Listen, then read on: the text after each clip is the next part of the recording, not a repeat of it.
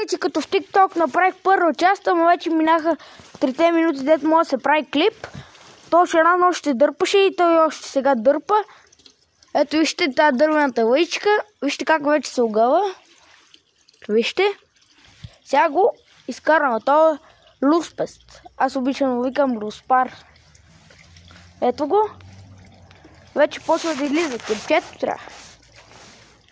Ето, зрители, вече почва да излиза, ама пак почна да дърпа. Кепчето. Или на голи ръце ще го фащаме. Ако го е.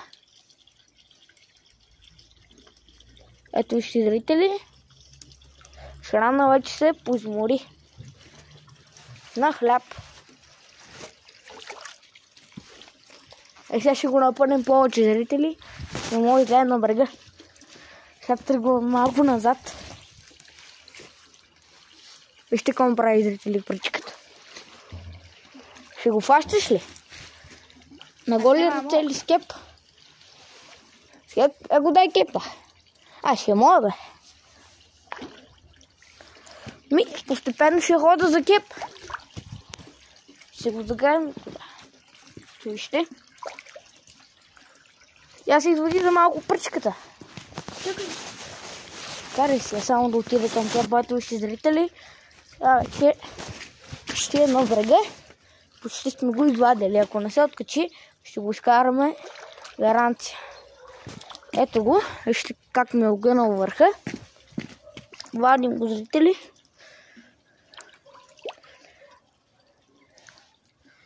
Ето. Вече е на брега. Зрители, и така тук ще остава варицата.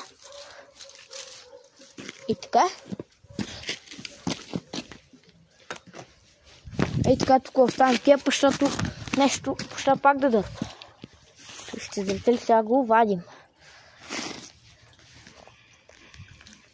Вече почна да се поизморява, зрители. И така. И така вече е на брега. Трябва още малко да се помъчим едно нещо да направим. Така. И така, сега ще го загребнем. Той вече няма къде да бяга. Най-ново да ми дръпне пръчицата, ама няма да я загребнем, зрители.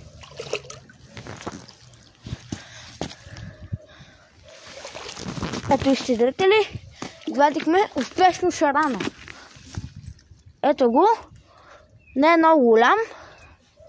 Около 2-3 килограма. По-малко. 1,5 2. Ама много дърпаше за такъв шаран. Не очаквах толкова много да дърпа. Той се е закачил ето тук. Трябва да го откачиме. Зрители.